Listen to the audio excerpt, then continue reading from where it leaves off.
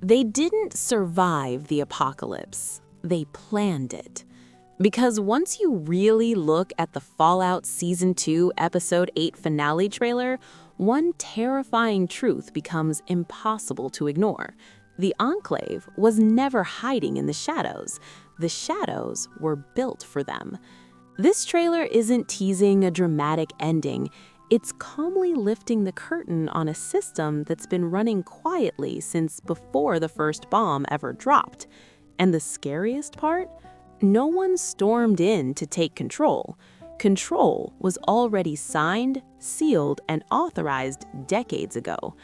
Episode 8 isn't about explosions or final battles. It's about realization, the kind you can't walk back from. The first thing this finale trailer makes painfully clear is that Fallout Season 2 is not interested in tying things up neatly. This isn't a victory lap. This is a warning. The tone is heavier, slower, almost disturbingly calm, like the show finally trusts you with information it's been withholding on purpose. Every line, every pause, every quiet moment feels intentional, like someone carefully choosing what truth you're allowed to see. Episode 8 isn't positioned as an ending at all. It's positioned as a reveal, a pivot point where the story stops pretending this is about survival and starts admitting it's about control. And right at the center of that control sits the Enclave. Not as a rumor, not as a theory, not as a shadowy maybe. The trailer openly links them to Vault Tech, the chip program, the secret infrastructure beneath the vaults, and most importantly, to decisions that shaped the Wasteland long before anyone called it that. Suddenly, moments from earlier episodes don't feel like coincidences or moral gray areas anymore. They feel like steps in a plan. A long one, a patient one. The Enclave didn't react to the end of the world. They designed a version of it they could manage. What makes this reveal so unsettling is how boring it looks. There's no dramatic villain speech, no cartoon evil, no unhinged chaos. Everything feels administrative, bureaucratic, clean. This is evil done through paperwork, protocols, and necessary decisions. People like Hank didn't need to see themselves as monsters. They just needed to believe they were important, useful, on the right side of history. The trailer heavily implies that Hank has been working toward Enclave approval for a very long time, and every choice he's made, returning to the company vault, continuing the research, protecting certain secrets, wasn't panic, it was ambition. And that recontextualizes his betrayal completely. This wasn't a moment of weakness, it was a resume. The Enclave doesn't reward loyalty with gratitude, it rewards it with access, power, relevance, and Hank has been chasing all three. The trailer quietly suggests that his actions weren't about protecting his family at all. They were about earning a place in a system that promised order in a broken world. But here's the catch the trailer refuses to spell out directly. The Enclave doesn't save people, it uses them. This becomes even more disturbing when the focus shifts to the mind control chips. These aren't framed as weapons anymore. They're framed as infrastructure, tools for shaping behavior so subtly that resistance disappears before it even begins. The smaller and more advanced the technology becomes, the less it needs force. Eventually, people won't know they've lost control at all. And the trailer keeps circling one deeply uncomfortable idea. If the system is ready, then someone has to be the proof that it works. So the question stops being if the Enclave will act and becomes who has already been chosen. As the trailer moves deeper into Episode 8, something subtle but far more dangerous starts to take shape. The realization that the Enclave's plan isn't waiting to begin, it's already running. This section of the trailer leans hard into implication rather than explanation, and that's exactly why it feels so unsettling. There's a growing sense that the show isn't asking whether the Enclave will win, but how long it took everyone else to realize they already had. The Wasteland we've been watching isn't chaotic by accident.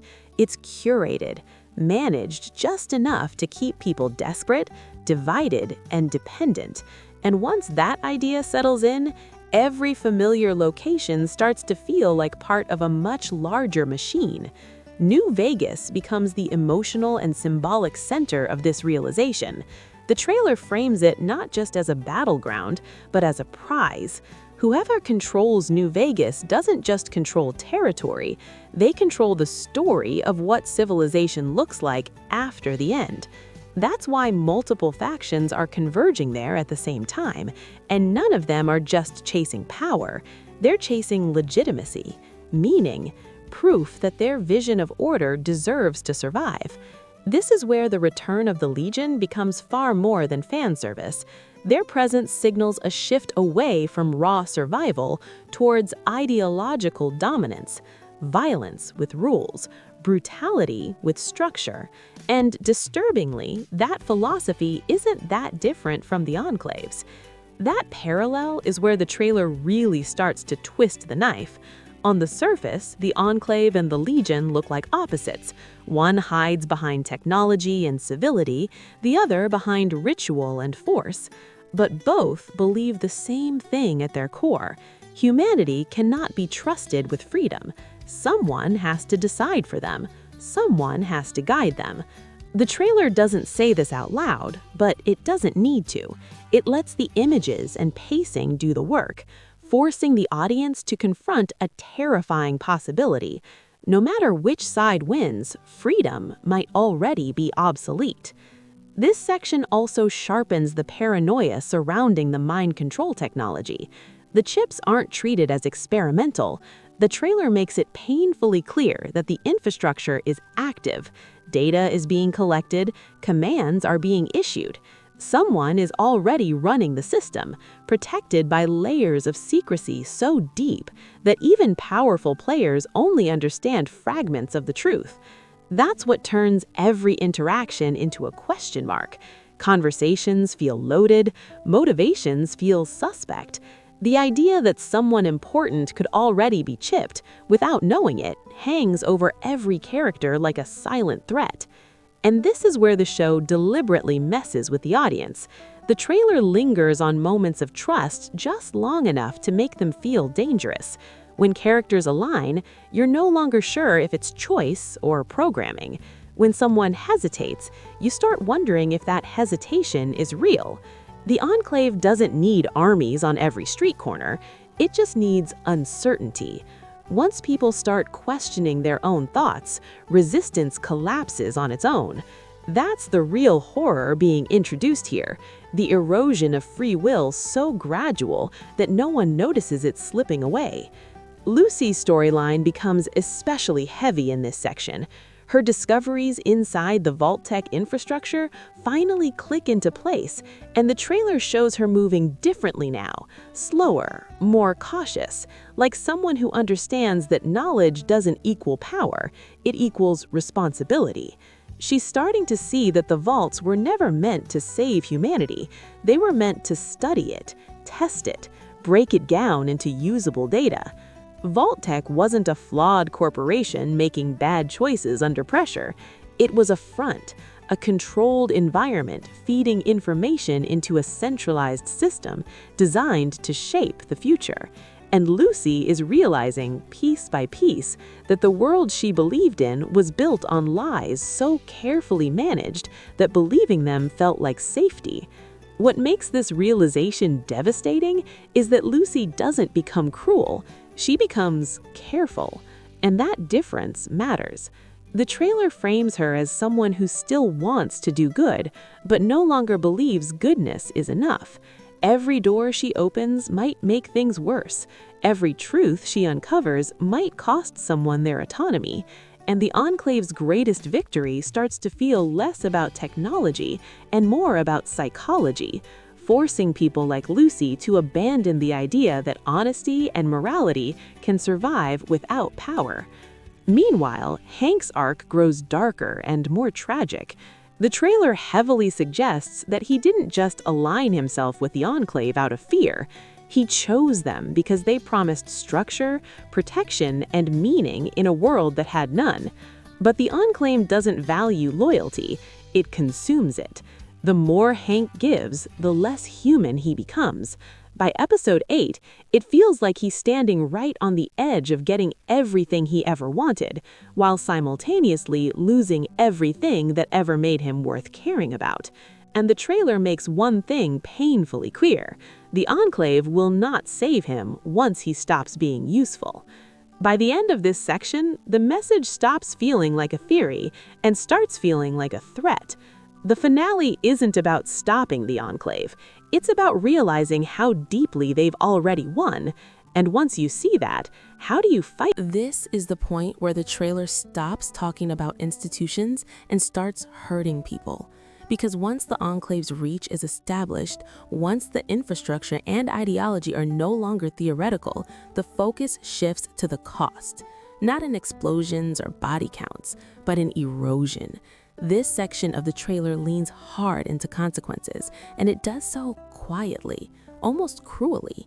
The message is simple and devastating.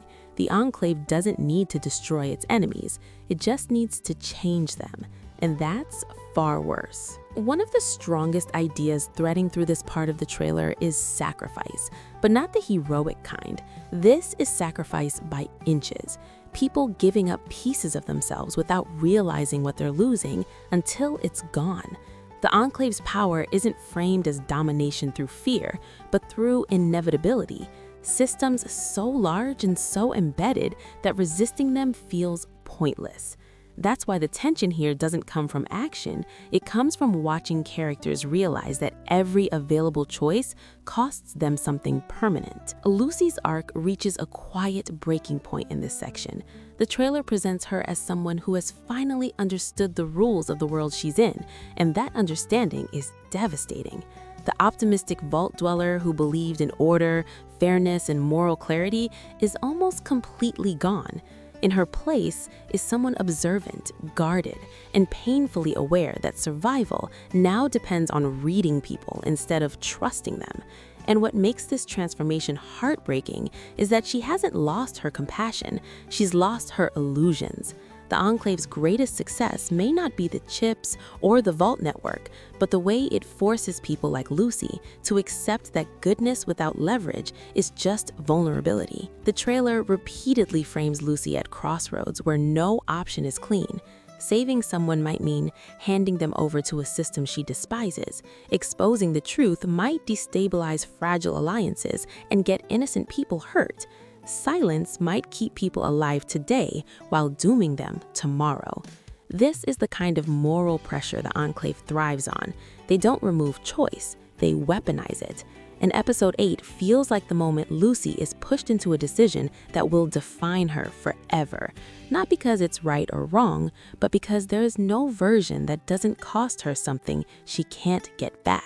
The Ghoul storyline turns especially grim here, and the trailer doesn't bother hiding it. His past actions, particularly the moment he sacrificed Lucy earlier in the season, hang over this entire section like a debt coming due. There's a sense of inevitability in how the trailer frames him, like the show has been quietly marching him toward punishment since the beginning. And the possibility that he could become the Enclave's proof of concept for the chip technology isn't just shocking, it's disturbingly poetic. He's someone who survived the end of the old world, the loss of his family, and the slow erosion of his humanity. To strip away his free will now would be the final, cruelest blow. What makes this threat so effective is how understated it is. There's no dramatic moment spelling it out, just enough clues to make the audience connect the dots. The idea that the Ghoul could be controlled, rewritten, turns every one of his scenes into a countdown. If it happens, it won't just be physical imprisonment, it will be the erasure of the last thing he owns, himself. And the trailer frames Lucy as someone who may be forced to stop that process in a way that destroys her trust in the world entirely. Saving him might mean becoming complicit in the very system she's trying to dismantle. Maximus represents a different, quieter tragedy. His story has always been about belonging, purpose, and the desperate need to matter. And the trailer makes it painfully clear that those desires make him vulnerable. Institutions have failed him before. The Brotherhood promised meaning and delivered obedience. The Enclave promises order and delivers control. The parallel is intentional, and the trailer leans into it hard. Episode 8 feels like the moment Maximus is tested, not by violence, but by recognition. Will he see the pattern in time, or will he mistake another cage for a calling? The tragedy of Maximus is that he wants to be good so badly that he keeps trusting systems that don't deserve it. And this section of the trailer suggests that his desire to serve something greater could be the very thing that gets him used. The Enclave doesn't prey on monsters, it preys on people who want to believe something. That's what makes them dangerous, and Maximus stands directly in their line of sight. As this section closes, the tension becomes almost unbearable. There are no clear villains anymore, no obvious heroes, just people standing on the edge of irreversible change. The possibility that someone is already chipped, already compromised, turns every alliance into a risk. Free will becomes the rarest resource in the Wasteland, and the Enclave doesn't need to kill anyone to win. It just needs to rewrite them. So the question Episode 8 leaves hanging isn't who will survive, it's who will still be themselves when it's over. This is where the trailer stops feeling like a preview and starts feeling like a verdict. By the time Episode 8 reaches this stage, Fallout no longer pretends this story is about survival, factions, or even the apocalypse itself. It becomes about definition.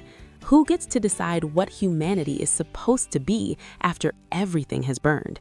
And the most disturbing realization this section pushes forward is that the Enclave doesn't see itself as the villain of this story at all.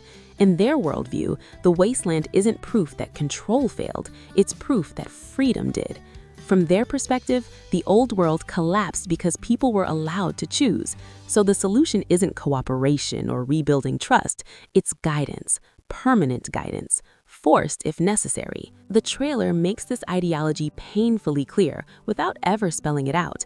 The Enclave isn't framed as an invading force arriving late to seize power. They're revealed as a structure that has always existed, quietly waiting for the right conditions. And those conditions have finally arrived. The chaos of the Wasteland, the fractured factions, the desperation for order, none of it is a problem for the Enclave. It's the justification. Episode 8 positions them as the natural evolution of a world that couldn't save itself, and that's what makes them terrifying. They don't believe they're conquering humanity, they believe they're fixing it. This section leans heavily into escalation, but not in the way audiences are trained to expect. There's no promise of a final battle that settles everything.